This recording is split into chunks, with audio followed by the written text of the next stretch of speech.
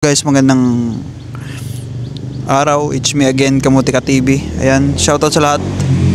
Welcome sa YouTube channel ko, sa Kamutika TV.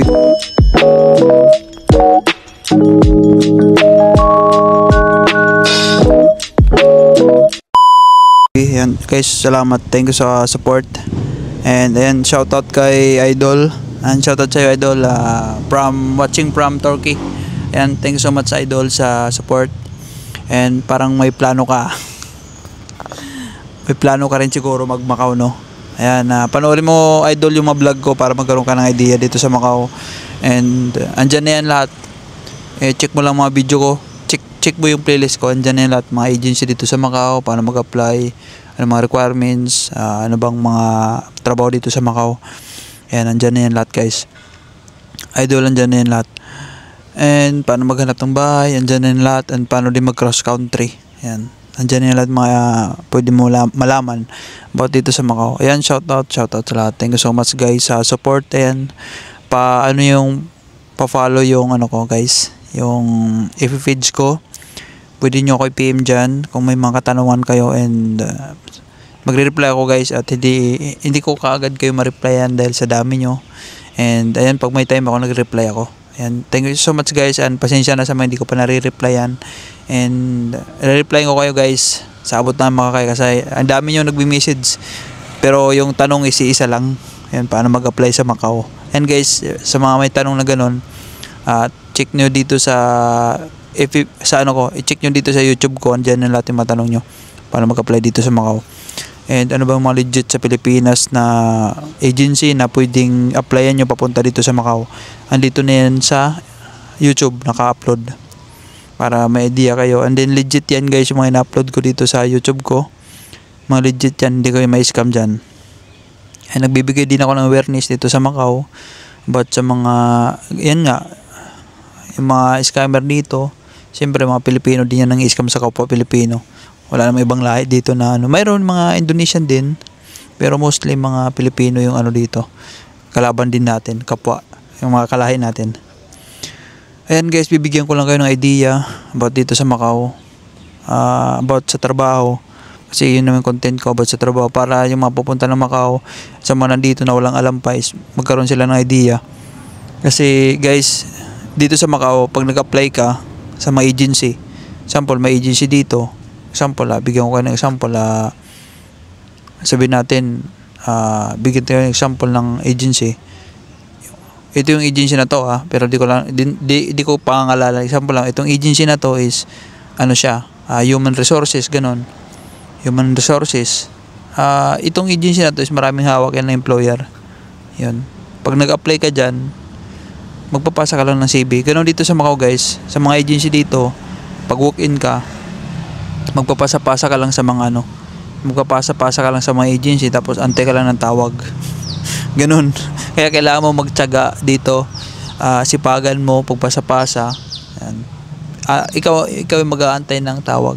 Walang ano dito yung sasabihin mo na on the spot interview, wala. Yung gagawin mo lang dito is magpapasa ka sa mga agency. Hindi mo alam kung anong trabaho na mayroon sila bakante, di ba? Titingnan nilang CV mo kung anong available mo doon. Example, may hiring sila sa resto. Titingnan nila yung CV mo kung may experience ka sa restaurant. Kung mayroon ka, pasok ka doon. Kukunin ka nila for interview, ganun. And sa CV naman dito, guys, kailangan talaga marami kang experience para kahit sa agency ka, pwede ka. Yan. Walang certificate of employment dito na hinahanap. Yun yung lagi kong sinasabi para alam nyo. Kasi kung may maghahanap sa inyo ng certificate of employment, scam yan. Pilipino din maghahanap sa inyo sigurado. Kasi alam nila na walang certificate of employment dito. Pilipino din yan maghahanap sa inyo. Kaya, guys, huwag kayong magano dyan. Pag kapwa Pilipino maghahanap. Kasi mga inchik, walang alam yan sila. Dito nga, pag na-finish contract ka dito, hindi ka nila bibigyan ng certificate of employment. Kasi wala namang dito eh. Maliban na mag-request ka, yun, bibigyan ka nila. Pero kung hindi ka mag-request, wala silang bibigay. Ganun lang. Plain ticket lang bigay sa'yo. Yun lang. Pauwi Pilipinas kung uwi ka. Diba? Ganun, yun. Pupunta ka sa may agency dito, magpapasa-pasa ka everyday. Yun yung ganito dito mag-apply sa Macau.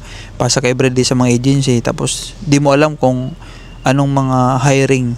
Kasi di naman, pwede ka magtanong kung anong quota, anong hiring na trabaho.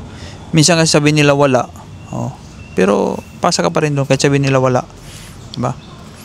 Kung mayroon man sinabi silang quota, na example, cleaner, tingnan mo sa CV mo kung may cleaner ka. Kaya sabi ko, damihan yung experience para pwede ka sa kahit saan agency. Ganun. Lagyan mo dyan ng marami. Kasi wala namang certificate of employment dito na hinahanap. Want to sawa ka dyan sa experience kahit ilan yung ilagay mo. Yun ang kagandahan dito sa Macau. Diba?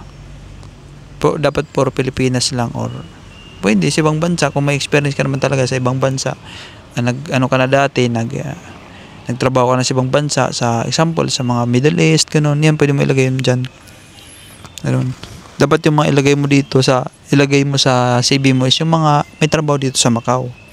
Alamin mo yung mga trabaho, may mga upload ako. Search mo Kamote Ka TV, trabaho dito sa Macau. Ayan, lalabas yan. May ano ko doon, video na ito yung mga trabaho sa Macau. Mapapanood mo yun, yung mga trabaho, kung anong pwede mo ilagay sa CV mo. Ganun. And ayun, magpapasa-pasa ka sa mga agency dito, di mo alam. Yung ano lang, yung sure lang na cleaner, yung papapasukan mo, doon ka sa cleaning agency. For example, sa Isan cleaning agency yon, cleaner ka nyan pag doon ka nag-apply. Pag may in-applyan kang nakalagay doon na cleaning agency, yan, pro cleaning yan na agency dito sa Macau, is yun, mga cleaner yan na company, cleaner talaga yung trabaho mo, sure yun. Pero kung wala namang cleaner na nakalagay doon, cleaning agency, wala, lang, human resources, services lang, is alo-alo yun kung anong available doon na trabaho. May cleaner din silang hawak, ganun. Marami silang hawak niyan pag ganyan. Pero pag sinabing cleaning agency lang, yun, cleaner lang yun Yun. Kung gusto mo ng cleaner, mag-apply ka doon. Mag-apply ka lagi doon. Pero dito naman sa Macau, guys, pag nandito guys, huwag ka na mamili ng trabaho. Example, may agency sa iyo na napasaan ka na agency, tapos may bigla silang tumawag for interview. Yan, sasabihin naman yun kung ano yung trabaho. Matik yun na ka doon, kaya ka na select kasi nga mayroon kang experience. Yan. Pero kung wala kang experience, guys, huwag na kayo mag-apply dito sa Macau kung hindi kayo maglalagay ng maraming experience dyan sa CV nyo, kasi di kayo makakahanap. Hinahanap dito is experience na. May experience dito hinahanap. Kailangan mo maglagay ng maraming experience. Kahit wala kang experience sa Pilipinas, magkakaroon ka ng experience. Ganun. Magkakaroon ka ng experience dito sa Macau, promise. Kasi kung hindi mo gagawin yan, yung sinasabi ko, yung mga pinagbabawal na technique na yan, hindi ka makakahanap ng trabaho dito sa Macau. Promise yan. Oo. Dapat talaga gamitin mo mga pinagbabawal na technique na yan para magkaroon ka ng trabaho at mabilis ka makahanap. Dito sa Macau, guys, hindi mahirap maghanap ng trabaho. Masipag ka lang, matyaga, siyempre nagdarasal. Mabilis ka makahanap ng trabaho dito. Base yan sa experience ko Base yan. Hindi ako nagbibis kung sino mang tao dyan na nakilala ko, nagkwento sa akin. Base yan. Kasi pagdating ko dito sa Macau, hindi ako dumating dito, may trabaho na ako agad. Hindi. Dumating ako dito sa Macau, nag-tourist lang ako. Nakailang base na ako dito na wala ng trabaho, naghanap. Nakahanap naman ako, hindi ko kailangan ng mga agent kasi dito ay kailangan na daw mag-agent. Kailangan mo mag-agent kasi tamad ka maghanap ng trabaho. 'Di ba? Ayaw mo, nahihirapan ka. 'Di ba? Ganoon. Hindi ako nag-ano diyan. Hindi ako na-scam dito kasi nga siyempre ginagamit yung common sense ko, guys. 'Di ba? Yung mga na-scam dyan is mga tamad lang yan. Kasi gusto nila ng instant. Hindi nila alam yung kausap nila, scammer pala yun. Diba? Yun yung sinasabi ko na ka talaga, sipagan mo. Kung gusto mo talaga ng legit na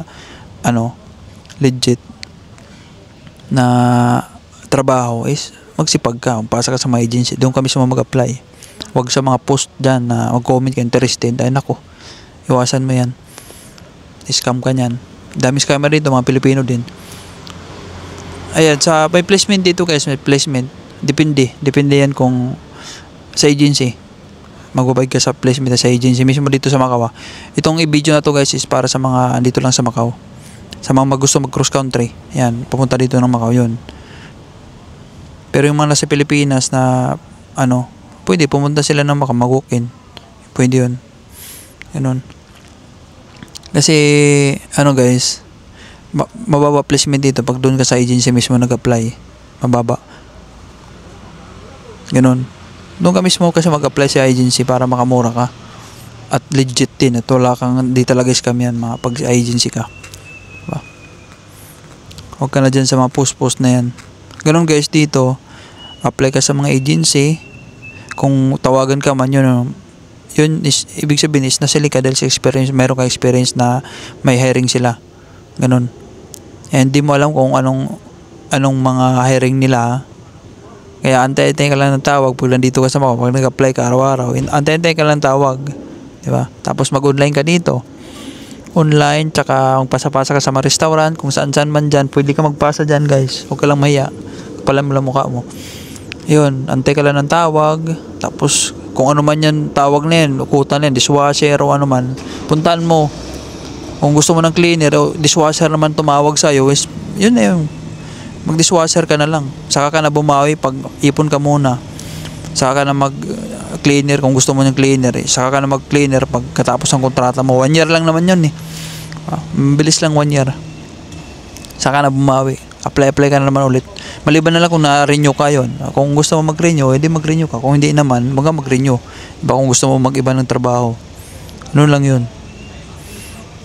Walang kasiguraduhan dito kung ano man magiging trabaho mo pag dito sa mag-apply ka sa mga agency. Kung ano man dumating na trabaho, kung anong tumawag sa'yo na trabaho, is accept mo. Kasi sayang yan. Ang daming naghahanga dyan, tapos maswerte ka, ikaw yung tinawagan, di ba? Kaya grab mo na yun, kung ano man trabaho, ka muna mamili. Di ba? Ganun dito sa mga apply ka lang sa mga agency araw-araw. Tapos antay ka sa tawag. Yun dito. Hindi walang dito, on the spot na interview, wala dito. Walang ganun. Sa Pilipinas lang yung may ganun on the spot. Dito wala. Mag-aantay ka talaga ng tawag. Kaya dapat sipagan mo. Ganun dito sa Macau guys. Kaya ngayon may idea na kayo. And ganun dito. Baka mamaya expected mo na baka mayroon on the spot interview. Wala. I-schedule ka niyan kung kailan and then anong oras. And dapat maaga ka pumunta. Yung mga experience na nilagay mo sa CV mo is, gawin mo is, magkuha ka lang ng idea sa YouTube. Sample, naglagay ka ng cleaner, maghanap ka lang sa YouTube kung anong mga ginagawa ng cleaner. Every experience mo is, kuha ka ng idea para in case na may interview ka is, mayroon ka may sagot. Yung importante dito is, may sagot ka. And dito naman sa Macau is, sa mga interview is, isang basic ka lang may interview. Wala nang first, second, walang ganun. Mayroon, bira lang. Pag wala yung boss, interview yung ka ng ng mga assistant nila, tapos sa sunod i-refer ka ganun. Pero pag automatic boss na, yun na yun. Sa mga agency guys, pag na-interview ka is pinapunta ka sa interview sa mga agency, boss mo na agad yung mag-interview sa employer na. Bira lang yung agency mismo yung mag-interview siya pag pinatawag ka sa kaya galingan nyo guys yung interview. Pag may interview kayo, importante dito na kayo smile lagi. Huwag nyo nang isipin kung ano man nyo ay di ako marunong mag-Cantonese, di ako marunong Chinese. English is pwede na. Ganun. Kasi alam naman nila na hindi tayo marunong mag-Chinese kasi Pilipino tayo di ba? Hindi naman yun ang salita natin Ngayong iba sabi nila wala, kailangan dito na marunong mag-Cantonese. Hindi totoo yan. Ako, matagal na ako dito, di pa rin man ako marunong mag-Cantonese. English lang. Niyadaan ko lang sila sa tawa sa mga joke-joke ko sa interview. Laruin nyo lang kasi yung interview, huwag nyo seryosohin masyado kasi dapat ka doon, pinapatawa mo sila. Ganun. Pag napatawa mo sila, pasok ka na yan, pasado ka na yan. Kung seryoso ka, wala ka, di ka na makasagot sa tanong, tapos seryoso ka pa, bagsak ka na yan. Ako, di na ako marunong salita napapapasa ko na lang sila sa mga patawa-tawa ko diba? Ganun guys dito sa Macau, sana may natutunan kayo sa mga sinabi ko. Yun lang muna sa ngayon, and then ayan, comment lang sa may mga katanungan. Thank you so much guys sa support, and I love you all. Thank you so much guys. Salamat.